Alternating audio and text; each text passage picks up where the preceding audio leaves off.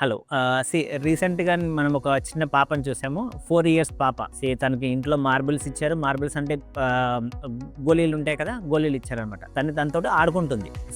But all of a sudden తను గోళీ మింగేసింది. సడెన్‌గా తను వాటర్ కూడా మింగలేకపోతుంది. ఛాతీలో నొప్పి మొదలైంది. తను వెంటనే హాస్పిటల్‌కి వచ్చింది.